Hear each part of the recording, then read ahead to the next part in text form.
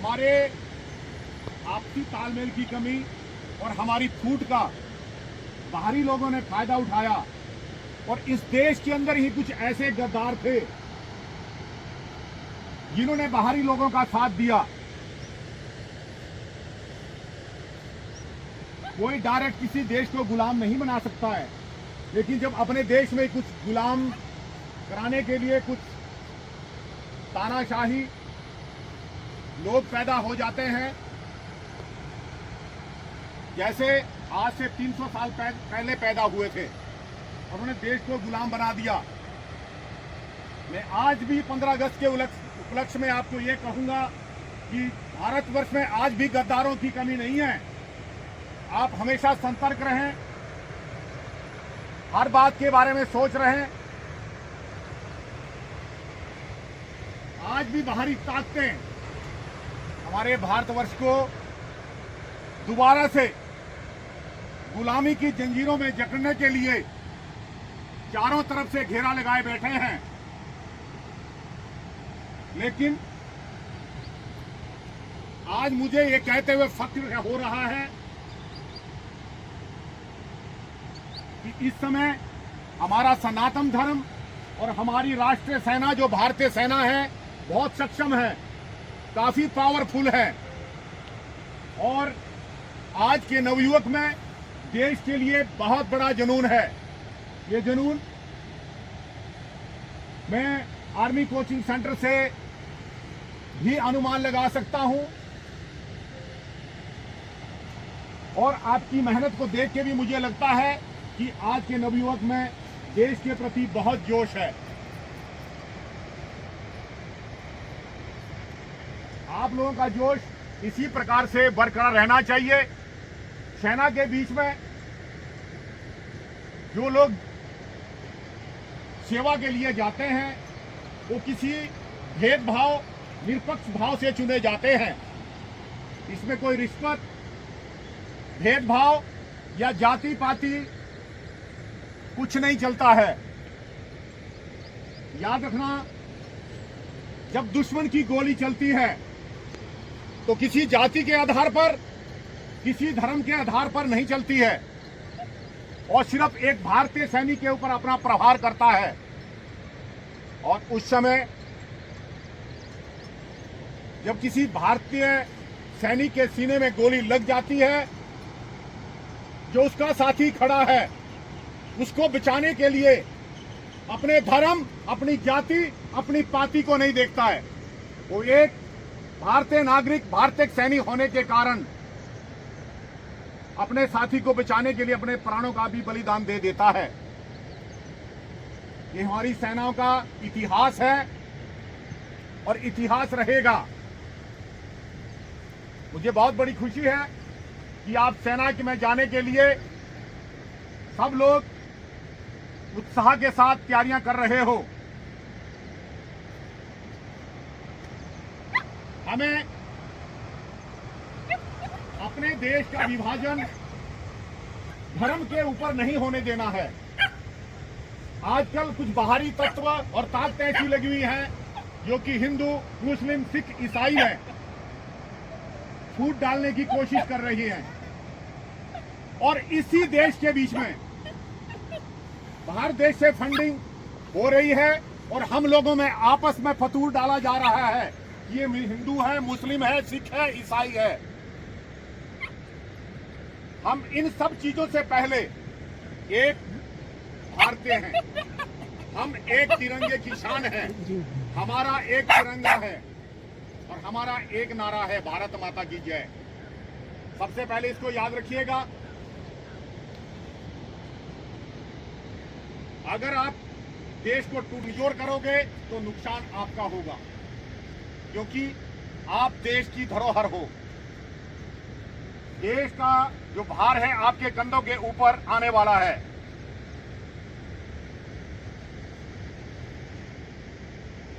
धर्म के आधार पर 200 साल की गुलामी के बाद हमारे देश को अंग्रेजों ने 200 साल हमें लूटा और जब भारत का नागरिक जागा और गुलामी की बेड़ियों को तोड़ने के लिए उन्होंने संघर्ष किया, अपना बलिदान दिया, तो उन्हीं ताकतों ने हमारे देश के दो टुकड़े कर दिए। एक तरफ भारत और एक तरफ पाकिस्तान। यह विभाजन सिर्फ धर्म के आधार पर कराया गया, आपसी फूट डालकर कराया गया। इसमें भी बाहरी ताकतों का हाथ था, जो कि आज धर्म के आधार पर हमारा सबसे बड़ा दुश्मन और हमारे ऊपर बार बार घात लगाने की कोशिश करता है और हमें दोबारा से विभाजित करने की कोशिश करता है। वो दुश्मन और कोई नहीं, हमारा ही छोटा भाई पाकिस्तान बन चुका है। जबकि कुछ साल पहले ये भी हमारे देश का हिस्सा था। इसलिए आप लोगों को जागना होगा, हमें दोबारा से कोई धर्म के आधार पर ना बांटे।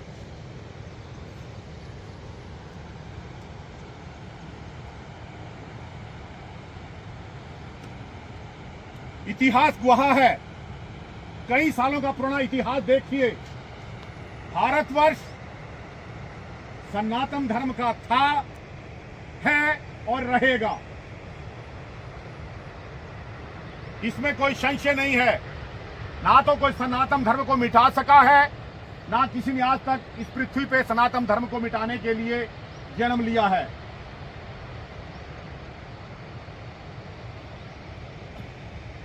आप लोग अपने धर्म के साथ साथ हमेशा अपने देश की सेवा में तत्पर रहें। हमारे देश को बाहरी ताकतें कमजोर करने की बहुत कोशिश कर रही हैं।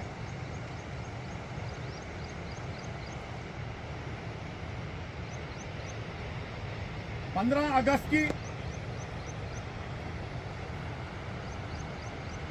जब हमें आजादी मिली थी, उस समय 15 अगस्त के दिन ही हमारे प्रधानमंत्री ने लाल किले के ऊपर तिरंगा झंडा भी फहराया था।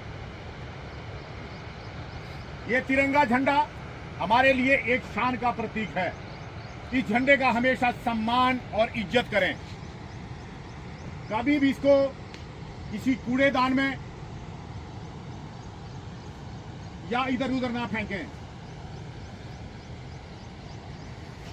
अगर ये उपयोग के कारण काबिल नहीं रह गया है, कृपया इसे इकट्ठा कर करके कागज का टुकड़ा ना समझ करके पवित्र जल में प्रवाहित कर दें।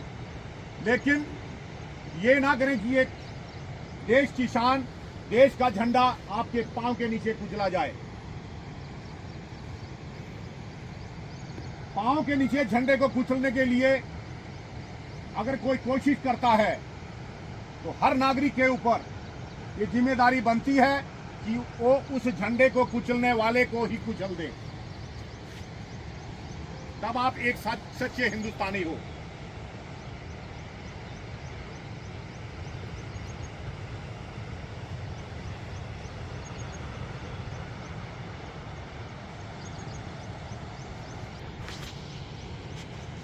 इस चीज को हमेशा याद रखें कि जिन पूर्वजों ने इस देश में अपने देश को आजाद कराने के लिए आजादी की लड़ाई लड़ी है, उनके उस खून को, उनके उस बलिदान को कभी ना भुलाया जाए। लेकिन बड़े गर्व से, बड़े जोश से, बड़े सम्मान के साथ उनका नाम सर्वोपरि लिया जाए। खास तौर पे मैं ये कहूंगा कि असली हीरो वो थे, ये मेरी सोच है और मैं यही समझता हूं सैनिक के नाते कि असली हीरो देश को आजाद कराने वाले वो नागरिक थे, वो सेनानी थे जिन्होंने अपना सब कुछ बलिदान कर दिया। असली हीरो वो थे जिन्होंने अपना बेटा खो दिया। जिस मां ने अपना बेटा खोया हो, जिस बाप ने अपना बेटा खोया हो, बहुत बड़ा दुख होता है। जिस औरत ने अपना सुहाग खोया हो, इसका दुख वही जानती है। जिस बहन ने अपनी राखी को देश के लिए कुर्बान कर दिया हो, उस बहन से पूछिएगा कि देश की आजादी कैसे मिली है। आज वो आपके लिए पूछने के लिए तो नहीं है, लेकिन आप मन में विचार कर सकते हो कि उन बहनों ने, उन माताओं ने, उन बुजुर्गों ने कितना बड़ा बलिदान दिया होगा देश के लिए, इस देश को आजाद कराने के लिए। जो हमारी गलती से हमारी गलती से क्या हो गया था? क्या हो गया था?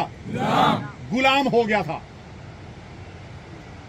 वो बाहरी ताकतों ने गुलाम नहीं बनाया उसको, उसके लिए ग्राउंड हमने बना करके दिया, हमारे बुजुर्गों ने दिया कि तुम आओ यहां व्यापार करो, और उन लोगों ने आपको गुलाम बना दिया। ऐसा मौका दोबारा ना दें। याद करें उनकी कुर्बानियां, याद करें उन लोगों का इतिहास, कभी ये इतिहास ना भूलें। आने वाले समय में आप सब लोग या तो हिमाचल पुलिस या टेंटोरल आर्मी या अग्निवीर की तैयारियां कर रहे हो। आप लोगों के लिए शुभ अवसर है, आपका सौभाग्य है। यहां ना कोई रिश्वत है, ना कोई भाईबंदी है। आपके काबिलियत के आधार पर आपका चुनाव होता है। आप प्रशिक्षण सेंटर में आए हो, कोचिंग सेंटर में आए हो, यहां तन मन धन से पूरा जोर लगा करके तैयारी कीजिए। कुछ समय बाद फिजिकल का टाइम भी आपका निकल जाएगा, क्योंकि आप लोगों ने फर्स्ट बाधा पार कर ली है। वो कौन सी बाधा है? रिटर्न। आपने रिटर्न पेपर पास कर लिया है। अब आप लोगों ने सेकंड बाधा को क्लियर करना है, और वो बाधा कौन सी है? ग्राउंड। और ग्राउंड आपको जोश होश और कार्रवाई के साथ क्लियर करना है। इसमें मेहनत करनी है। मैं आप लोगों के लिए नहीं बोल रहा हूं, मैं उन लोगों के लिए भी बोल रहा हूं जो इस कोचिंग सेंटर में कोचिंग नहीं ले रहे हैं। बहुत बच्चे ऐसे हैं जो अपने आप तैयारियां कर रहे हैं। कोचिंग सेंटर एक गाइडलाइन है कि मैं आपको गाइड कर रहा हूं एक सैनिक होने के नाते, और इस गाइड का परिणाम है कि 2026 जो बीत चुका है, इसमें 82 बंदा आर्मी के लिए सिलेक्ट हुआ है। और 2024-25 में कितना हुआ है? 93। कितना हुआ है? 93। ये 2 साल का इतिहास है।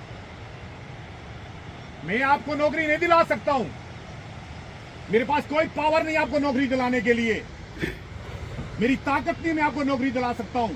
आप नौकरी अपनी काबिलियत के आधार पर लेते हो। मैं सिर्फ आपको यह बता सकता हूं कि सेना में जाने का ये गेट है, ये रास्ता है, दरवाजा है। उस गेट और दरवाजे को खोल के आपने उसके अंदर जाना है। मैं सिर्फ Paonta Sahib army coaching centre में रहूंगा, मैं आपके साथ नहीं जाता हूं।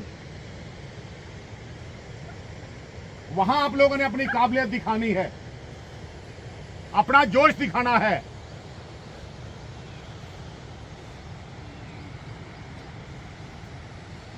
जिसमें काबिलियत होगी, जोश होगा, उसका चयन बड़े आराम से हो जाएगा और निरपेक्ष भाव से देश की सेवा कर सकता है। मन में यह बात मत रखिए कि अग्निवीर ही देश की सेवा कर रहा है। आप सेना में जाकर के देश के टाइगर हो, शेर हो। और इतना बात याद रखिए, अगर आपको 4 या 5 साल के बाद आपकी सिलेक्शन नहीं होती है, तब भी शेर को हमेशा जंजीरों में जकड़ के रखा जाता है। आपको state police, ITBP, CRPF, BSF, CISF, forest guard या किसी भी अन्य जगह कोई भी बेल्ट फोर्स या विदाउट बेल्ट फोर्स आपके काबिलियत के मुताबिक भारतीय सरकार जो बाहरी सरकार है आपके बारे में बहुत कुछ सोच रही है और आपके बारे में बहुत बड़ा प्रयास कर रही है। किसी के बहकावे में ना आए,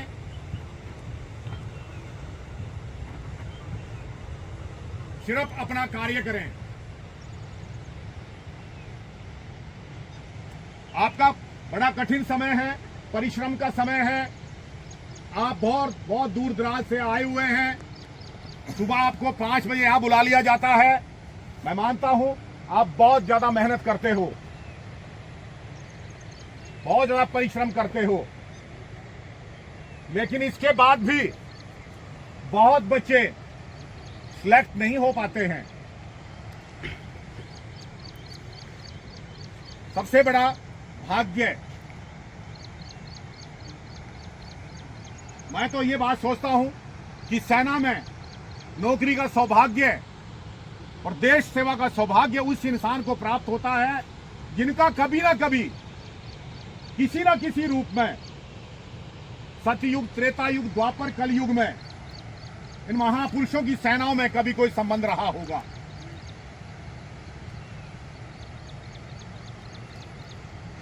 उसने कभी ना कभी अपना बलिदान दिया होगा, अपने धर्म और अपने राज्य या अपने देश की रक्षा की होगी। तो आज भी आपको मौका मिलता है, लेकिन इसके लिए कड़ी मेहनत और प्रयास करें, अपना मन छोटा ना करें। पिछली बार की तरह इस बार फिर कह रहा हूं कि आप लोगों में से ही लोग सेना में जाएंगे और इतने जाएंगे जितना आपने सोचा नहीं होगा। लेकिन इसके लिए आपको प्रयास करना होगा, मेहनत करनी होगी।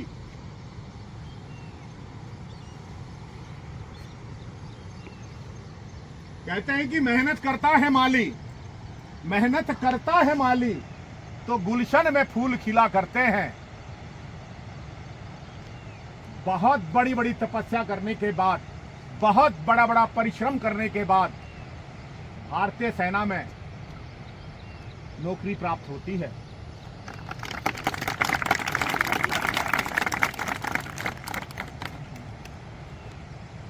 फिर लास्ट में यही कहूंगा कि सब बातों को भूल करके जो आपका कार्य है, कर्तव्य मानवात्मा, कार्य करिए, फल की इच्छा मत करिए। इसलिए आप लोगों का लक्ष्य एक होना चाहिए और वो लक्ष्य है Indian Army. Indian Army. Indian Army. ये Himachal Pradesh police, Jammu police, Punjab police, Haryana police, Maharashtra police या यूपी पुलिस नहीं है। ये क्या है? Indian Army. इंडियन आर्मी को आप चुना है आप लोगों ने। आप यहां आए हो तो उतना हौसला भी रखना है, उतनी परेशानियों को भी झेलना है, उतनी कठिन परिश्रम भी करना है।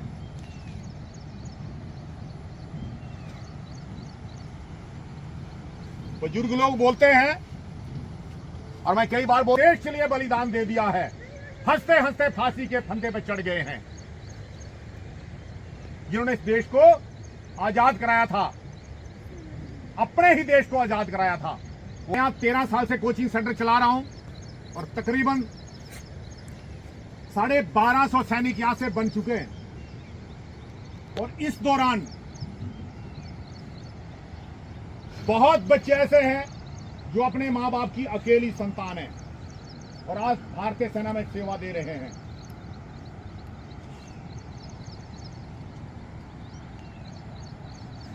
कई मां बाप के मन में उनके लिए मैं संदेश देता हूं कि बच्चे की इच्छा को ना दबाया जाए। एक बच्चा एक हो या 2 हो, जो अगर उसकी लगन है देश सेवा के लिए, उसे जरूर मौका दें, उसका जरूर सहयोग करें।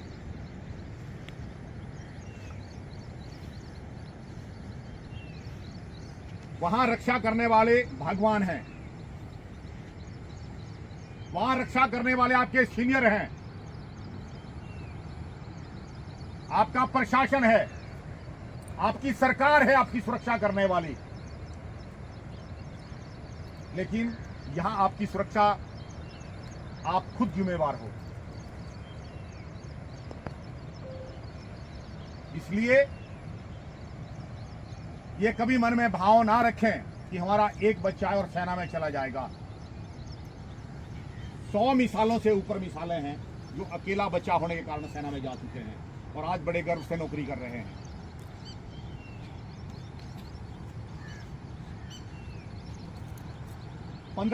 अगस्त के इस शुभ अवसर पर प्रण लें कि हम सब देश सेवा के लिए हमेशा किसी ना किसी रूप में, सेना में नहीं जा सकते हैं, पुलिस में नहीं जा सकते हैं, किसी प्रशासन में नहीं जा सकते, किसी सिविल नौकरी में, सिविल मैनेजमेंट में, कहीं ना कहीं किसी ना किसी रूप में ईमानदारी और वफादारी से देश की सेवा करें। ये जरूरी नहीं है कि देश की सेवा सेना में जाकर के ही होती है। मैं कोचिंग दे रहा हूं, ये भी एक सेवा है या नहीं? हमने कितने घर के चिरागों को जला दिया है प्रभु को पता है। हर इंसान को भगवान ने कार्य निर्धारित दिए हैं। जब मैं सेना से घर आया था तो मैंने ये नहीं सोचा था कि मैं कोचिंग सेंटर खोलूंगा और इतने बच्चों को सेना में भेजूंगा। ये उस प्रभु का, उस मां ज्वाला माता का आशीर्वाद था जो मुझे ये काम मिला। काम कोई कम नहीं होता है, उसको महत्व समझिए, उसको लगन से कीजिए। और हमने इस काम को लगन से किया और हमें हमेशा सफलता मिली है। मैं आप लोगों से भी यही अनुरोध करूंगा, कोई काम छोटा नहीं होता है। जिस भी काम को करना है, जिस काम को पकड़ना है, उस काम को लगन और निष्ठा के साथ करना है। सही है? yes, sir. करोगे? yes, sir. ओके, जो भी काम करना है लगन और निष्ठा के साथ करना है, उसमें हेरा फेरी नहीं करनी है। दूसरा कर रहा हो करने दो, ईमानदारी के साथ कार्य करना है। हमेशा एक बात याद रखो, आप स्वतंत्र हो अपने धर्म को मानने के लिए, चाहे कोई भी धर्म से आप हो। कोई आपको धर्म मानने से मना नहीं कर रहा है, लेकिन जहां देश की बात आती है तो सब धर्मों को एक होना चाहिए। इस कोचिंग सेंटर में चाहे मुसलमान है, चाहे सिख है या ईसाई है, यहां पर कभी ऐसे नहीं हुआ कि किसी ने जयकारा ना बोला हो।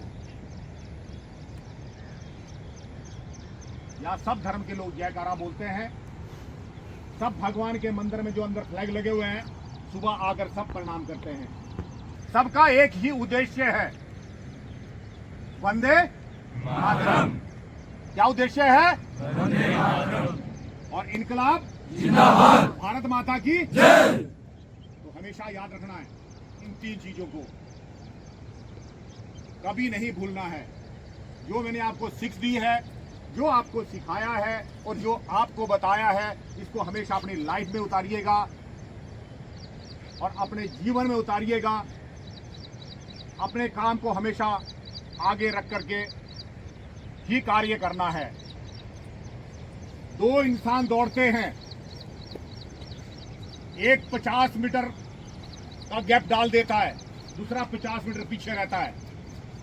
मन में यह सोचिए कि उसके पास भी दो टांगे हैं, उसके पास भी दो पांव हैं, उसके पास भी दो हाथ हैं, उसने भी मां के पेट से जन्म लिया है, उसने भी मां का दूध पिया है, वो भी भारतीय सेना में जाने के लिए आया हुआ है, और जो 50 मीटर पीछे चल रहा है वो भी।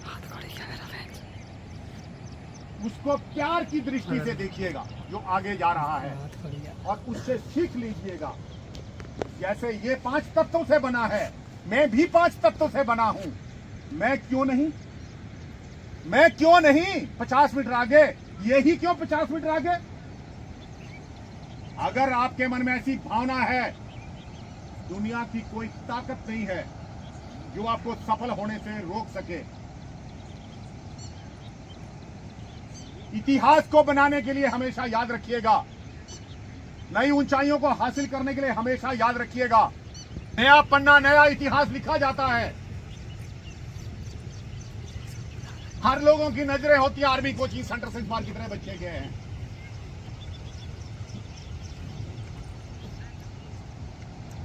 आपको उस काबिल बनाने के लिए मैं काम, दंड, भेद, डंडा, थप्पड़, गाली गलौज सब कुछ करता हूं। मैं आपका दुश्मन नहीं हूं।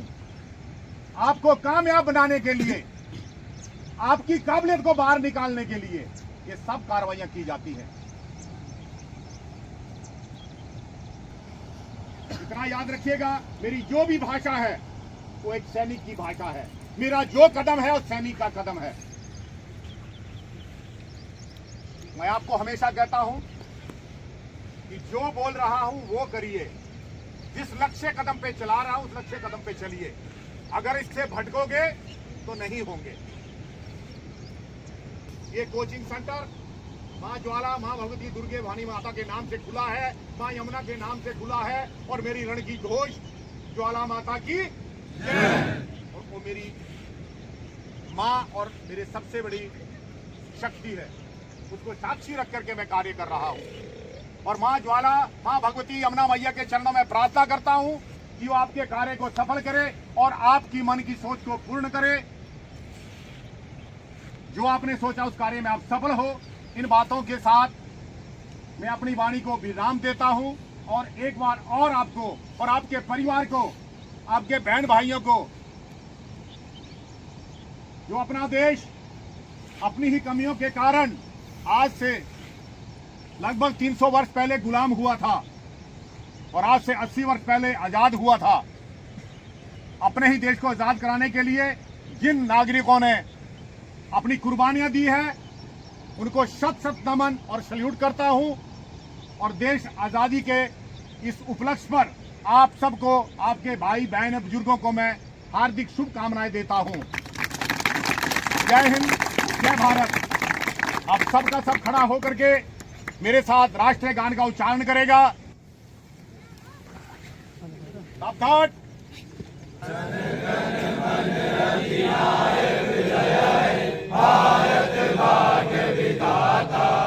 पंजाब सिंध गुजरात मराठा द्राविड़ उत्कल बंगा विंध्य हिमाचल यमुना गंगा उच्चल जलधि तरंगा। तब शुभ नामे जागे तब शुभ आशीष मांगे गाए तब जय गाथा जन गण मंगल दायक जय हे भारत भाग्य विधाता। जय हे जय हे जय हे जय जय जय जय हे। भारत माता की जय, भारत माता की जय, भारत माता जय, दुर्गा माता जय, दुर्गा माता जय, दुर्गा माता जय। इंकलाब जिंदाबाद, इंकलाब जिंदाबाद, इंकलाब जिंदाबाद। जो बोले सोनिया सत श्री अकाल।